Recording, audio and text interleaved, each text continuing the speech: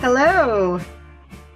Hi, Elle. How are you? It's wonderful to see you, Rachel, and it's wonderful to be here with everybody and our friends at Barnes and Noble.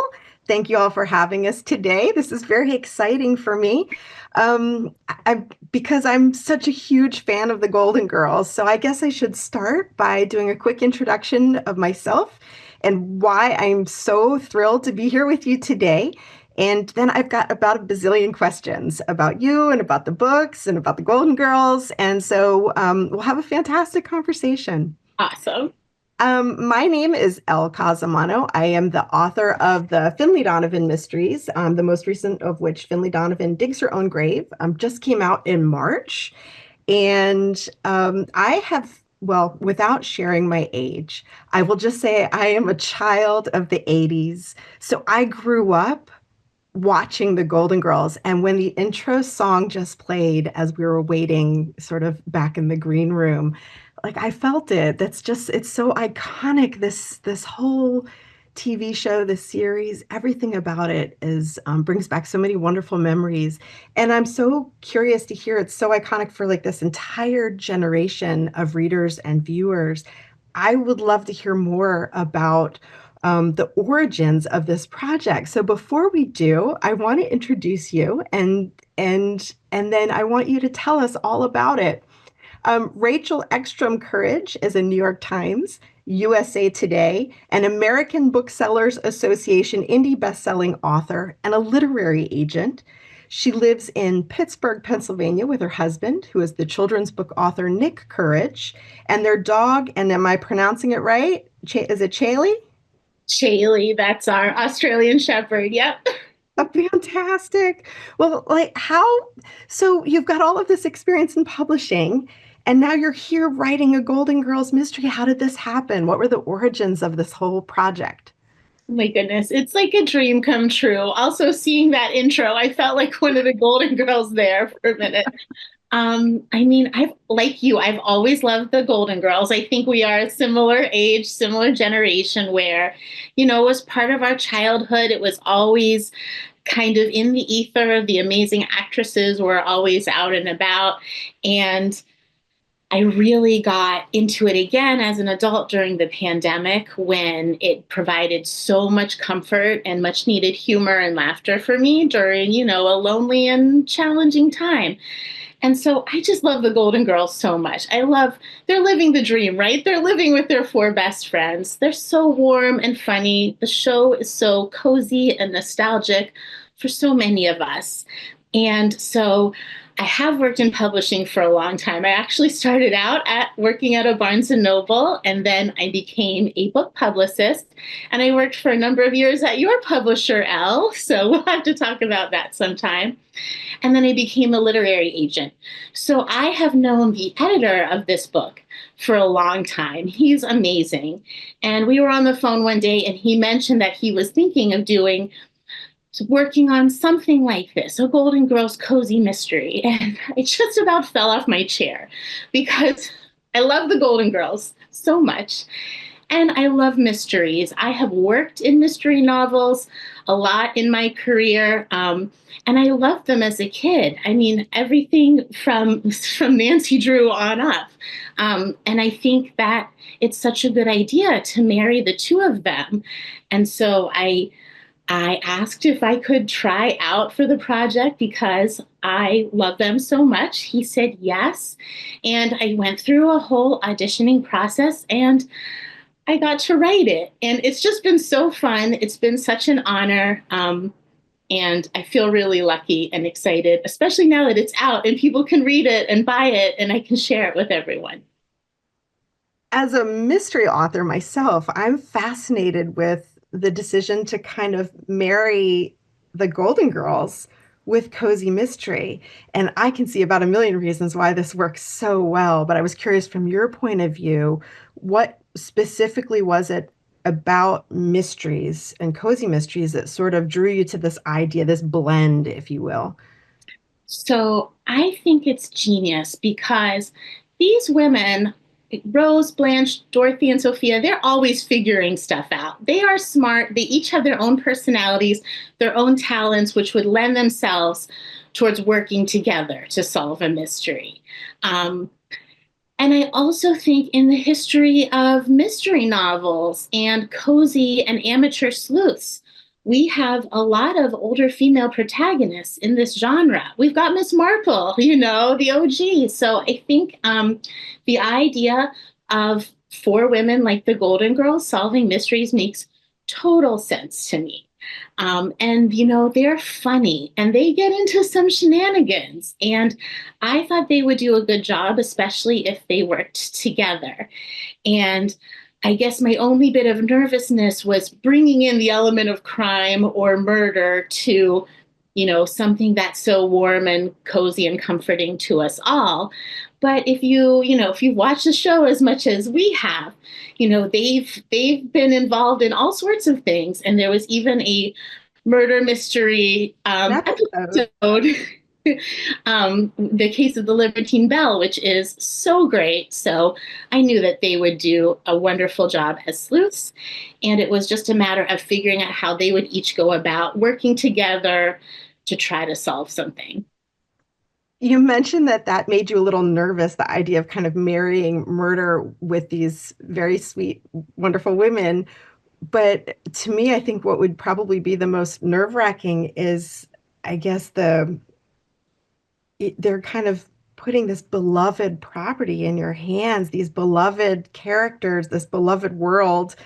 I mean, was that stressful? Was there pressure? Did you feel nervous about taking on something as memorable and special to so many people as the Golden Girls? Yeah, I was absolutely really nervous. I was definitely intimidated. I love the Golden Girls so much that I really wanted to do it justice. The show had amazing writing, it had amazing acting.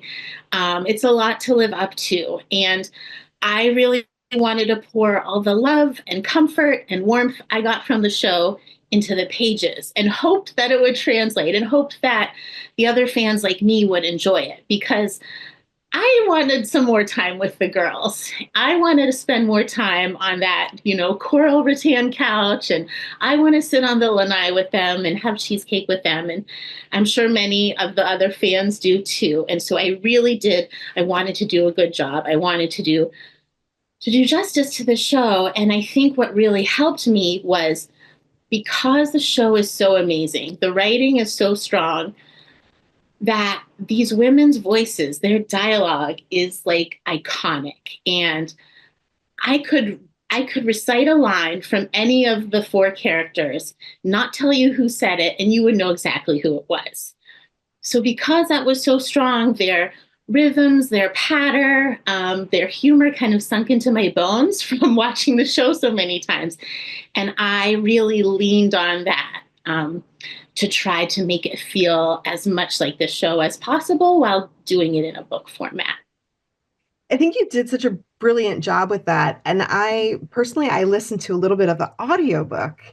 And That's one of good. the things that struck me was not only did your writing sort of nail those voices and that dynamic between the women, but the audiobook narrator did such a beautiful job of capturing that and translating it in an audio edition. And so I was curious, like, how did you go about these? I mean, these women have such different voices, they have such different personalities. How did you go about kind of cultivating those characters and then translating that to the page? So I definitely watched a ton, a ton of episodes and just I would watch the show, I would have it kind of on in the background as I was thinking and planning and plotting. But I also really tried to get in their heads because they are not necessarily detectives, police women, and licensed investigators. So I really had to get in their heads and think about their characters, not only how they would, banter in the living room, but how would they go about, you know, finding a dead body and what would they do about that. So I really thought about each of their characters. This book is written in third person, but you're kind of over Dorothy's and Sophia's shoulders. I mean, Dorothy and Rose's shoulders for the narrative. So you're closest to them during the book. So I really tried to get in their support hose, in their shoes, in their heads, um, and not just how they would interact with each other, but how they would deal with pulling off a wedding, how they would deal with something really stressful happening. What if, one of their own was considered a suspect? How would that affect the dynamics? So I really tried to put myself in their shoes, which was really fun to do and kind of channel each one of their personalities. I love that, putting yourself in their support hose. Yeah. Perfect. It kind of in that sort of on the same idea, everyone I think who is a fan of the Golden Girls seems to identify with almost a specific character. Like there's someone that they connect with or relate to or kind of see themselves reflected in. Was there one character in particular that you felt you most deeply connected with or related to? And if so, like tell whatever you're willing to share about your personality that you felt was closely aligned with them. Go for it. And I want to know who you are after I Oh answer goodness. this, Okay. Yeah. Yeah. Yeah. I if it can do doesn't that. put you too much on the spot. Not at So, all. I mean, I love Rose. I love Rose so much. Betty White, I just adore her. So I have a lot of Rose in me. But I've also worked in books my whole life. I've got my literary side, so I've got that Dorothy element as well. But definitely, I'm a Rose. However, I got a lot more in touch with my Dorothy side writing this book. And I have a new appreciation for Sophia and Blanche getting in their heads. I wish I had Blanche's wardrobe. I love Blanche's outfit so much. And, as I get a little older, I appreciate Sophia a lot more and her straightforwardness and her wisecracks. And yeah, I just love her. How about Yeah. you? I all my life I probably would have said Dorothy just because I think I'm an old soul at heart. And I think there are parts of her sort of dry biting wit that I can definitely relate to in my own internal monologue. As I get older, like you, I'm sort of seeing more of myself and or more of Sophia and myself. It's sort of that unfiltered, devil may care at this point. Like I'm just gonna come out and say it sort of reaction to everything happening around me. So yeah, I think that's part of the fun of watching this fantastic cast of characters and they're so realistic and so relatable. And I think a lot of us can see bits and pieces of ourselves and our own friendships reflected and the dynamics of those friendships reflected in them. And that's one of the great joys of the show. Were there any characters that you found difficult to connect with or difficult to capture? I had a lot of fun thinking up, the wacky cast of characters in Miami, Florida, and the St. Olaf crew. Um, you know, I I wanted to. I think the challenge for me wasn't any particular character, but was transplanting that St. Olaf world into the world of Miami. Because even though there's at least one trip to St. Olaf in the show. Mostly it's told through Rose's St. Olaf stories, which are really funny and silly. And so I wanted to bring that world to Florida. And that also leads to some of the funny situations. Um, but I had a good time doing it. And did I draw on any family members in coming up with some of these goofy characters? No, or did I? So I had I a always lot of fun with that. I always say if you don't want to end up in someone's murder mystery novel as the character, don't be the bad guy. Just it's an easy way to avoid it, right? Mhm. Um, you did do a beautiful job with the comedy, and you mentioned St. Olaf's and kind of capturing the funny bits of all of that. And when you one of the joys of watching the Golden Girls is they land a joke. You're just laughing constantly. So it's like every 10 seconds there's a joke or a punchline or a funny anecdote or a long running gag that kind of makes its like St. Olaf that sort of makes its way back into the narrative. Um, and as a comedy writer myself, I have like a deep respect for people who can do it so well because it's hard. And I think a lot of people don't give it the credit that comedy deserves. It's hard to write great comedy. Did you have experience in comedy before? And if so, how did that translate to this project? First of all, thank you so much. Those are really kind words. I feel like that was another thing that was intimidating because if you rewatch the show, I mean, you're right. It's a laugh every 10 seconds, and the performances are so amazing. And how can you translate that to the page, to the written word? And again, I leaned on the strength of the voices, of Blanche, Rose, Sophia, and Dorothy that are like rattling around in my head. And my background is books, and but when I became a literary agent, this was a long time ago, I signed up for a beginner stand-up comedy class in New York. Mm. And I actually mentioned this. I wrote a little piece for the Barnes& and Noble blog, but it was led by an author and comedian named Karen Bergreen. And I just signed up for it on a whim. And our graduation class, we opened for Jim Gaffigan.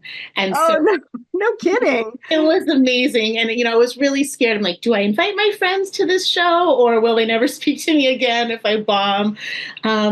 And I love doing that. I love making people that in my life and really, focusing on work and everything. So it was really fun to unleash that again in this book and lean into my humorous side and my goofy side. And I just loved it. Oh, that's so much fun. What a Oh, story. I And what just got a note that my internet.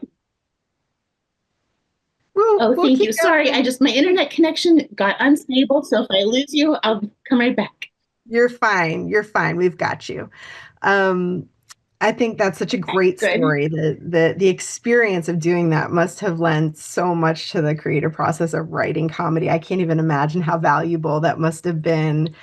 But I mean, you've got so many experiences to draw from because your experience isn't just in writing the books. You, like we mentioned before, you've got all this experience from the other side of the industry. So you've got the behind the scenes, behind the curtain of publishing, working for the publishing houses, working as a literary agent. You must have seen so many things. What was it like, and what is it like, kind of working on both sides of that process? And are there things that surprised you or that you didn't expect as you go back and forth between them? Yeah, that's a great question. And I absolutely. So I have been in this industry over 20 years, and my whole life has been sort of promoting other people's work, talking about other people's work, helping books go from the idea stage to, readers' hands. And I love that. I love bringing books to readers, and I love talking about books. Like, it's so fun. It's so great. Um, so I was always kind of in that backstage role. And honestly, I thought, becoming an author, I thought it would be a little easier than it was, to be honest. I know how hard my clients work. I'm married to an author. My husband, Nick Courage, his book Snowstruck is up there. Um, I thought I had a lot of sympathy and empathy for what writers go through because I've shuffled so many people through the process. But when it is your own book, oh my goodness, it's like putting your heart out like on a shelf in the store. And so it definitely is more emotional than I realized. And it's so much work. You don't just sit down and write a manuscript and type the end. There's a lot of revision. There are copy edits. There's so many layers that a book goes through. And they are just as much work, if not more work, than the creative act of writing the whole book. So even though I thought I knew how the sausage was made, it's really different when it's your own.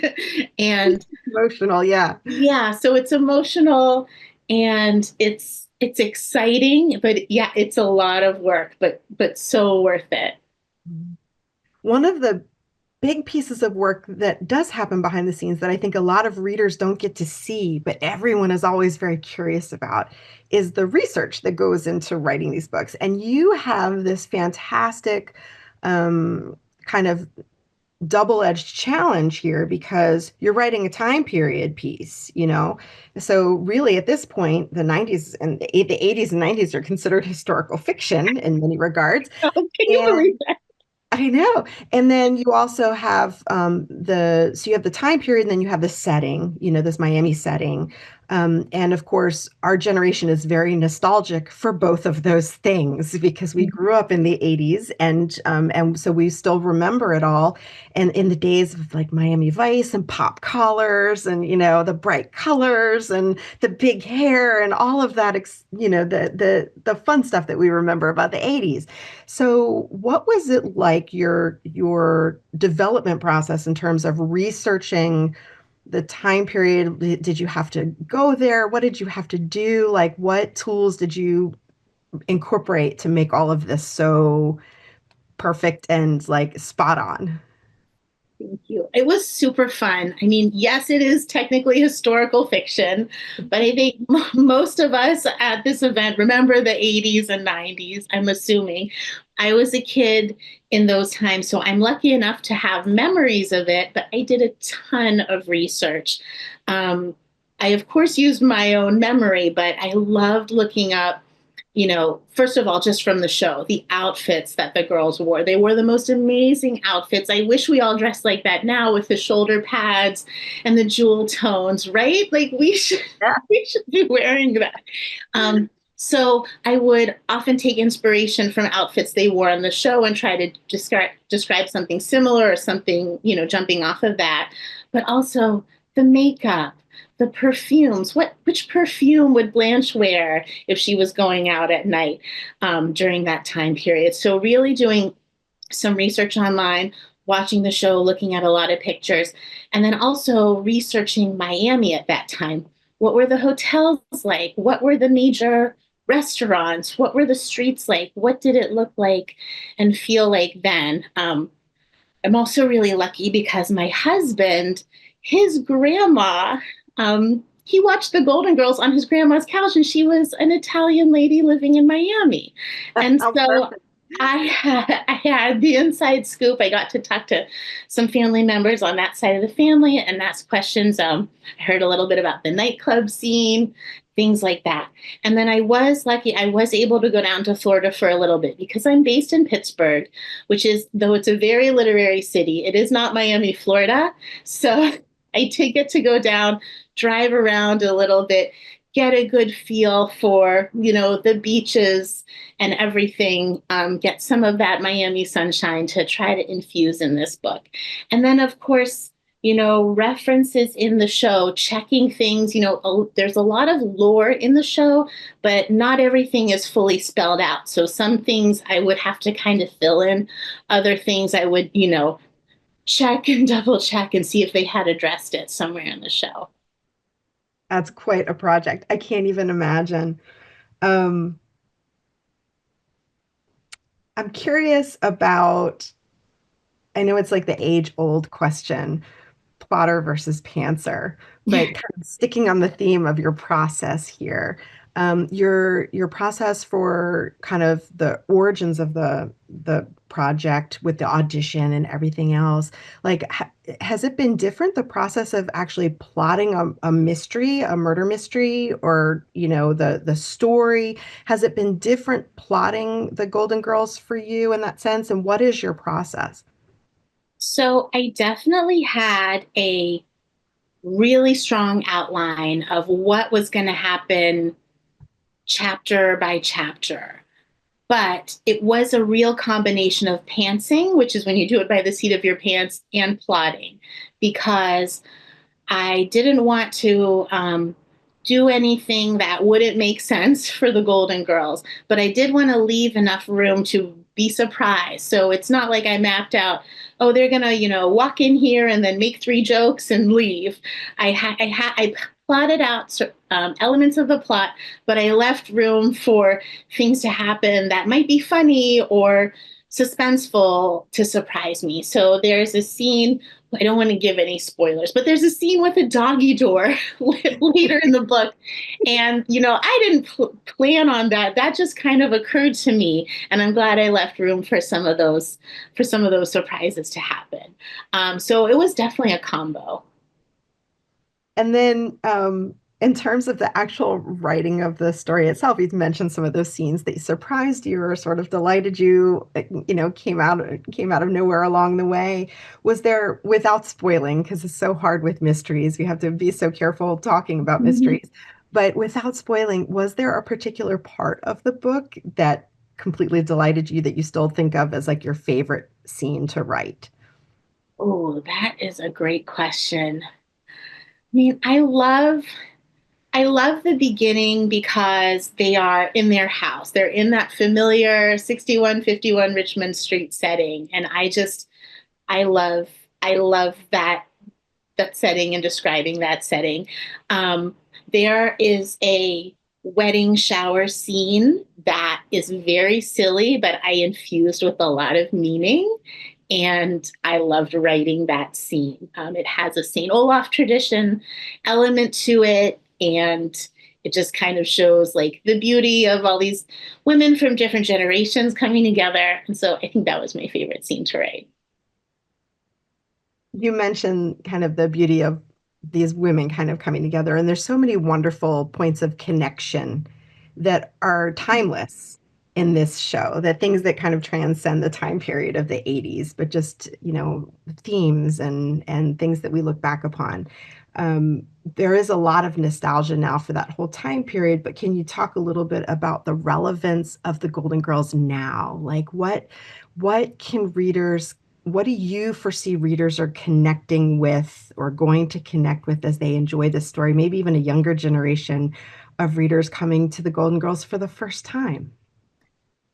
I think about this a lot because, yes, there's this factor of, oh, it's set in the past, before cell phones, and wasn't life maybe nicer then? And of course, shoulder pads. That's great.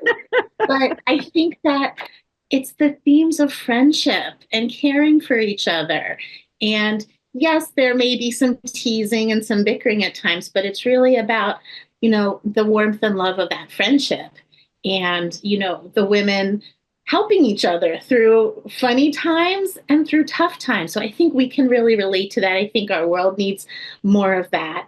But also, I was surprised. The show was very ahead of its time, and they tackled a lot of serious issues along with the comedy. And rewatching the show a lot as I do, I'm surprised that we're still dealing with a lot of the issues that they tackled. So some of those issues are still very much at the forefront. Um, but the way they talk through things and help each other and and have a laugh, I think is just they're just a really positive force. So they were then and they are now. And I think that's what people are drawn to is that warmth and that friendship. Yeah, there's a poignance to it all. Even the comedy, there's a Yeah. poignance to the comedy. And you're right, when I went back and I was looking at some of the more memorable episodes, the real special episodes, they really tackled a lot. And there was a sense of them being ahead of their time in that respect. So I'm excited for hopefully a new generation of readers to discover them. Um, the cover and the title of the book, I want to talk a little bit about. We've got this gorgeous, fantastic, playful, Oh, whimsical cover. It feels so, the colors, everything feels so perfect. We have cheesecake that plays on the cover and in the title and plays sort of a major role in the book. Without spoiling anything, I know that's hard to do, but can you talk a little bit about the role of cheesecake in the show and also in the book? So cheesecake, as you know, is one of the most important food groups. And in the show, they ate it a lot. They would eat it late at night when they came back from an event. They would gather together and share a cheesecake and talk things over. So it's such an iconic part of the show. So it had to play a role in this book. So there is a cheesecake scene near the beginning, and cheesecake plays an element throughout because I just, wanted to honor the show in that way. Also, cheesecake is delicious. Yeah. And I happen to be very lucky. I grew up with a mom who is kind of like a mix between Rose and Martha Stewart, and she always made cheesecakes growing up. And so I asked if maybe my mom and I could develop a cheesecake recipe together for the book, and they said yes. So at the back of the book, there is a St. Olaf's Kiss cheesecake recipe, I love this. which is right at the end, and it is based on, the cheesecake that Rose makes in the book, and it's really easy to make, and it's really delicious. And so that's one of my favorite parts of the book is when you finish it, and then you've got this recipe, so you can make it yourselves at home if you want. And that's such a fun thing too. Like I'm enjoying I do something similar with the Finley books where we have a recipe from the book. And it's been so much fun to watch book clubs enjoying those kinds of activities together. And I could totally see like book clubs having such a fun time with Murder by Cheesecake because you've got all these wonderful elements of friendship and you've got this wonderful nostalgia that sort of plays through. And then to be able to maybe enjoy making a cheesecake together and sharing sort of the fun and the of making a more hands-on book club discussion. Yeah, you need to have something to eat at a book club That's right. discussion. That's And right. you know what? If you don't make the recipe, store bought is great too. Store bought is fine, but I will say there is a nice readers group guide that's available online with questions and activities and recipes, and I think that's so fun because I mean, talking about books, eating cheesecake, the Golden Girls, I can't think of anything better. There's nothing better. Nothing better. Um, if you were, I'm very curious to ask this question. We were kind of talking about publishing earlier, but we've also been talking about sort of the different personalities of the group. And of course, even in our reader groups and our book club groups, there are always the different personalities in the group that sort of come together. If you were going, hypothetical question, if you were going to start your own publishing company, and of course, we have a lot of roles, people facilitating different things behind the scenes. Who would you hire from the Golden Girls cast to fulfill all of the different roles on your team? So I love this. If I were to start my own publishing company, definitely Dorothy would be the editor or the editor in chief or publisher, which is the person in charge of picking the books, editing the books, deciding, what gets published and how to make each book better. She is very literary, she's very well read, and she is a good communicator. So I would definitely put Dorothy in that role. I think that Blanche would be the publicist because she is super charming and she's very well connected. And I think she could charm even the grumpiest reviewer into giving a book a rave review. Um, I think Sophia, I'm torn because on one hand, I think Sophia would be like the copy editor or the production editor, like keeping everyone on track, being really direct, getting it done. I also think she'd make a great agent. I mean, Yes, I could see that. she'd be a good literary agent.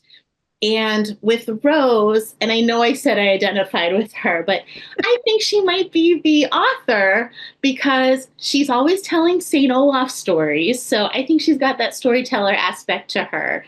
Um, so maybe she would actually be the writer. And she's the sensitive soul of the group. So, yeah. Yeah, I think she would enjoy a literary career. And then I'm thinking of the other characters like Stan. I don't know what role he'd play. I'd have to think about that. Oh, Um, that's right. She is. Rose has written some authorial. She's had some exploits for sure. But yeah, and so that would be pretty much a dream. A Golden Girls Press. I think let's make it happen. oh, I love that. I love that. And yeah, I can completely see that working. That would be a great time. It's fun to kind of go back and think through as we're talking, I'm sort of remembering some of my favorite episodes, and some of the favorite scenes that sort of have stuck with me over the years, the ones that sort of never leave you. And you mentioned all of these different, like, all the different quirky character traits that have come that you sort of see in different roles and different aspects of the story. Are there episodes or a particular episode maybe for you that stand out for you as being the most memorable, the one that, whether it's the one that made you fall in love first with the Golden Girls or just one that stuck with you over the years? I love so many of them. And what I love is you can dip in any season at any point, and you don't have to know everything that came before. You're just there. Um, but there was an episode recently that I watched around Christmas time, which is a Christmas episode. And I don't have the encyclopedic knowledge to say, it was this number, but it was a Christmas episode where the girls all volunteer in a soup kitchen. And it was a really meaningful one, and it felt very relevant to today. And I am not the biggest fan of Stan, but even Stan, he really shows his good side in that episode. So there is a holiday episode where the girls volunteer at a soup kitchen and or at a church, and I just really love that episode. Yeah, there's some fantastic, really heartfelt episodes that a lot of the ones that sort of with sort of that subtle social commentary that sort of come through and that are really memorable. For me, there are some comedic ones too that just cracked me up for so many reasons. Like I'll never forget the episode where Rose's boyfriend, she invites him to spend the night and he dies in bed. And Yes. it's not until after that happens that it comes to light that he's married. And so, and then all of the things that snowball from that event, I will never forget that episode. It was like some of the, just the writing and the storytelling and the situations, that situational comedy that, that is just such a delight, Oh to my gosh. consume. They had, just some of the most wonderful situations that they found themselves falling into, and they just keep coming back to me over the years as iconic. That's really the word that keeps coming back, is iconic comedy. And the ones that show off their singing and dancing skills, like the Rusty Anchor when Blanche is singing and then Dorothy sings, and Blanche gets so jealous of the attention Dorothy's getting from all the men. You know, I love that. Yeah. Oh, I love all of them. I love all of them so much. As we've been sitting here, I'm sure a ton of questions have been coming in. We actually gathered some questions before the event from people who were ready. They were so ready for this. They were ready to talk about the Golden Girls. So they submitted some questions before the event, and I want to make sure that we have some time to go through those. So if we can ask some of those now. And I apologize if we don't get a chance to get to all of them today, but you should definitely follow Rachel on social media and through her books and I'm sure there'll be loads of opportunity to get answers to all of them.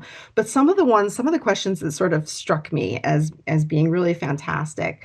Um, one Mirella Gonzalez asks, when you're drawing your characters, when you're actually like creating them, what elements are you focused on? Are you focused on emotion, their clothing choices, their facial expressions? Like, what do you anchor yourself in when you're sort of, I should say, recreating these characters on the page? Yeah. So I think I start with their emotions and their headspace, especially for the girls. And I definitely love describing their outfits, which I've mentioned, but I think describing mostly through dialogue and gestures so that it's sure to sound like them and that the reader can envision the actual characters from the show saying these things, moving around, acting like them, putting them in funny situations. But I'm definitely starting um, from their headspace. And then Cinda, and I hope I'm pronouncing it right, Cinda Marcel would like to know, what did you feel was the most important aspect that you wanted to preserve and continue for the characters? And I love this question. She would like to know I guess, what did you want to preserve from the original material in the show? And what did you enjoy taking creative liberties with? Well, I definitely wanted it to be as true to the show as possible and ring true and sound like the girls and feel like you're watching more of it in your head as you're reading. It was also really important for me to show their friendship even when it's tested by certain circumstances. I mean, planning a wedding and a murder investigation can be two very stressful things. And if they're happening at the same time, that could test some friendships. But I wanted their friendship to shine through. And what was the second part of that question again?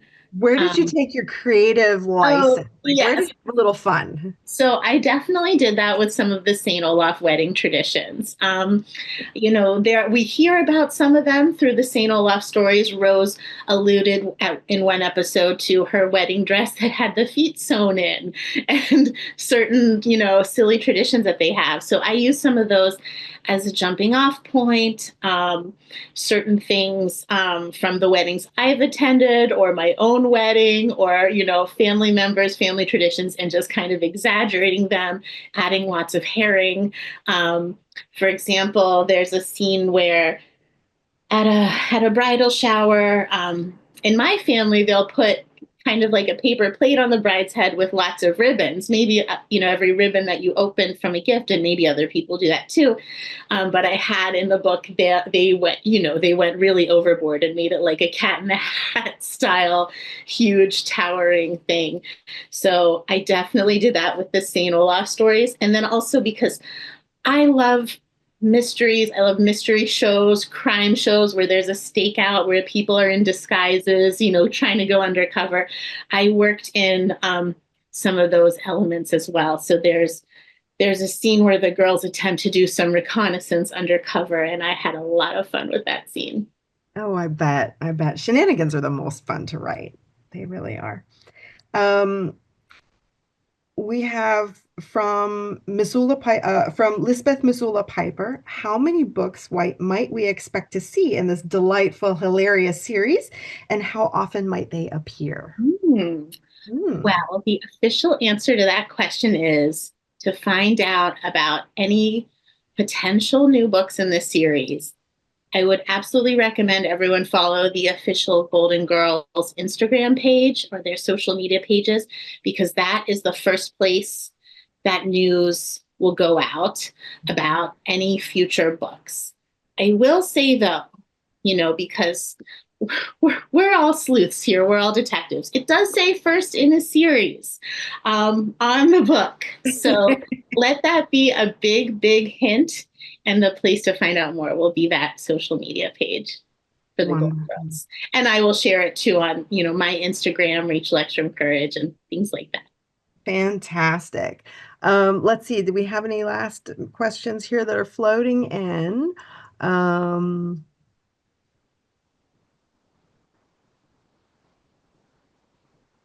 this is really interesting. So, as you were writing, was there a Golden Girls Bible or a reference document or something that you had, I guess, from the original creators, something that would help you or guide you along the way as you're, I mean, if we're talking series, then certainly we've got a whole world ahead of us that is going to unfold. What tools do you have to continue building it out? So I definitely use some of the nonfiction Golden Girls books that are out there. There's a behind the scenes book now that I am totally blanking on. I should pull it out from my shelf, that I used to reference certain photographs, and it also gave really good behind the scenes anecdotes about any particular episode, about the performers. But there isn't, a comprehensive Bible, as it were. A lot of it comes from watching the show, checking things, um, and and just trying to stay as true to the show as possible. But there isn't like one book that has an index of every reference of this or that. There are definitely some online resources that are compiled by fans, but I definitely use some of the nonfiction books and just watching the show and checking things over and over again. So as you're kind of consuming, because writers read too, and we're always kind of consuming other people's stories. It's sort of, I think, how we feed our creativity. Aside from watching the shows and sort of soaking up everything you can about the Golden Girls, what other things have you been reading or enjoying out there that sort of help put you in that headspace for writing the series? Well, I definitely listen to a lot of 80s music to I get love me it. to get me, the Golden Girls theme song, but also, certain, Madonna songs and things like that, just to get me in that 80s headspace. I also love the song Miami by Will Smith, which is not from that time period, but gets you in that sunshiny Miami vibe. I do watch, a lot of like the shows that I'm drawn to on TV tend to be crime shows, tend to be thrillers. But I also really love the old Naked Gun, those kind of Leslie Nielsen. There's also, just so movies also kind of from that time period that are near and dear to my heart, that bring kind of that early 90s, late 80s vibe. But definitely the music and eating a bite of cheesecake definitely helps the creative process for sure. Um, yeah. Is there a place your readers can go to find your playlist and listen to some of those fantastic songs you put Yes. on? So I made a playlist. I need to share it. I will share it. I made a Spotify playlist that I will share on my website and social that I thought maybe I'd play at a book signing event. And the events I've had have just been so fun and boisterous. I'm so busy talking that I haven't even thought to put on the playlist. But it's got some Whitney Houston, it's got some Madonna. So yeah, I will share that online and on my social media. That's so much fun. I love it. I love it. Well, we are running out of time. Before we go, we're going to have one more question, but before we go, I do want to let everyone know that for those of you who bought a ticket for today's event that included a signed copy of Murder by Cheesecake, the books will be delivered to you in 8 to 10 business days, so you shouldn't have to wait long. And extra copies of Murder by Cheesecake, or for those of you who did not um, get your ticket in time for your signed copy. Extra copies of Murder by Cheesecake are available 24/7 on barnesandnoble.com, and you can go find them at your local B&N store. And Rachel, before we wrap up today, because I've had just so much fun and we could go for hours, we could talk for hours about you and the Golden Girls and 80s nostalgia. But before we go, I just wanted to ask if there was anything else about the book that or what's coming for you that you would like to share with readers while you have a chance today. Yes, I have a couple things I'd like to share. One is you have been an amazing interviewer, and everyone watching, Elle is an amazing author. Check out her Finley Donovan series, also available at Barnes& and Noble and barnesandnoble.com. So please check out her hilarious and smart Finley Donovan series. The other thing is, let's all take a bit of that Golden Girls energy with us, that warmth, that friendship, that love and compassion.